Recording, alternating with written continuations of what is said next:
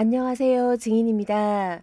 저 같은 경우는 하나님의 생각이 제 생각으로 유입되는 방식으로 소통을 하고 있지만 하나님의 음성을 들은 적이 있기 때문에 하나님의 음성을 듣는 일이 지금 이 시대에 일어나지 않는다고 하는 말은 틀렸다고 생각합니다. 단 아주 조심해야 되는 영역이긴 합니다. 사탄이 천사처럼 나타나서 하나님 흉내를 내고 있거든요. 우선 하나님의 음성을 듣는다고 하면서 하나님이 우파를 지지하고 있는 것처럼 들었던 분이 있다면 그분은 천사의 모습으로 나타난 사탄의 음성을 들었을 수도 있습니다. 교만이나 자기 안의 죄를 회개하지 않으면 사탄의 음성을 듣게 되니 하나님의 음성을 듣는 이런 은사를 받은 분들은 더욱 조심해야 하고 회개와 거룩을 위해 더욱 몸부림쳐야 한다고 생각합니다. 하나님과의 대화를 기록하시는 목사님의 글을 정리해 볼까 합니다. 목사님은 보통의 교인분처럼 우파를 지지하는 것 같았고 민주당이 승리한 것에 대해서 걱정을 하며 하나님에게 질문하셨습니다. 하나님은 한국을 잘 살 수 있게 하는 최선의 선택으로 이재명 대통령을 선택하셨으며 가장 좋은 방법으로 기도에 응답하셨다고 합니다. 목사님은 진보 정권이 하나님의 질서를 대적하는 법안을 통과시킬 수 있기에 위험하다고 반문을 하니 하나님의 말씀은 앞으로 다가올 위기 상황은 어떤 정당이나 정권이 들어선다고 해서 해결될 문제가 아니고 눈에 보이지 않는 악령의 역사라고 답하십니다.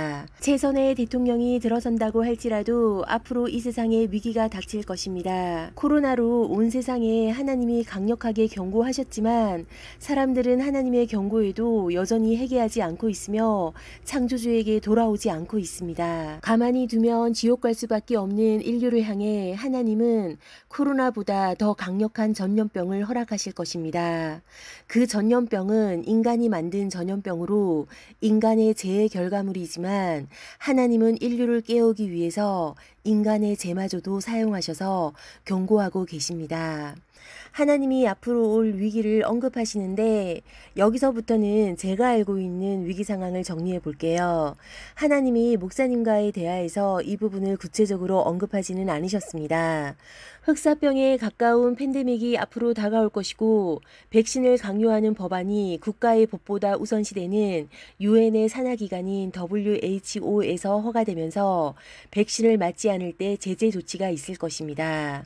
이 모든 것은 앞으로 올 적그리스도가 온 세상을 통치하게 될 밑그림을 보여주는 모델입니다. 온 세상을 이런 식으로 통제하게 될 것입니다. 백신은 전염병을 퍼뜨린 악한 세력이 제약회사와 손을 잡고 저지르는 만행으로 백신 또한 사람에게 해롭다는 것이 지금 언론을 통해 밝혀지고 있습니다. 세계적인 팬데믹으로 자연스럽게 전자화폐 시대로 접어들 것 같고 전자화폐 시대는 화폐를 통일해서 적그리스도가 먹고 사는 문제로 세상을 지배하는데 아주 중요한 발판이 될 것입니다. 초반에는 신분증과 결제나 건강관리, 안전 정도의 간단한 칩으로 시작할 것입니다.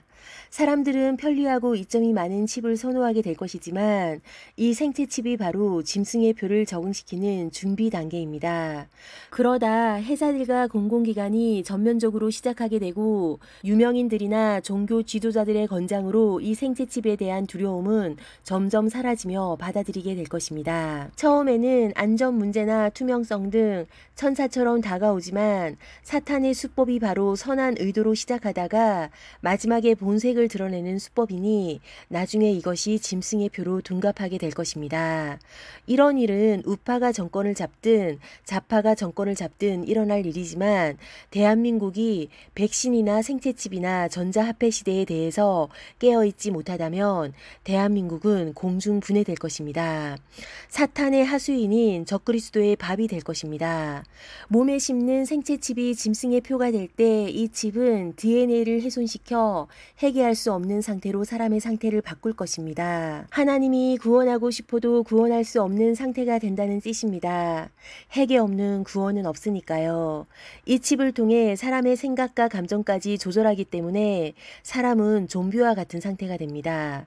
그렇게 사탄에게 조종당하다가 결국 지옥으로 가게 되는 것입니다. 사탄은 사람을 지옥으로 데려가기 위해서 모든 것을 걸고 사람을 유혹하고 있습니다. 우리가 아무리 유능해도 성경의 진리를 모르고 하나님에게 의지하지 않으면 우리는 아주 위험합니다. 여의도를 붙잡고 있는 영은 거짓의 영, 뒤틀린 영, 혼미함의 영, 분열의 영, 도덕 강도의 영, 적대감의 영이라고 하네요. 언제 어디서나 기도하는 것을 하살 기도라고 하는데 여의도를 위해서 기도하는 것을 멈추지 않아야 할 것 같습니다. 댓글에 출처와 하나님의 음성을 남길게요. 하나님이 이번 대선에 대해서 말씀하신 것을 확인해 보세요. 오늘 하루도 주님의 사랑이 가득하기를 기도드립니다. 감사합니다.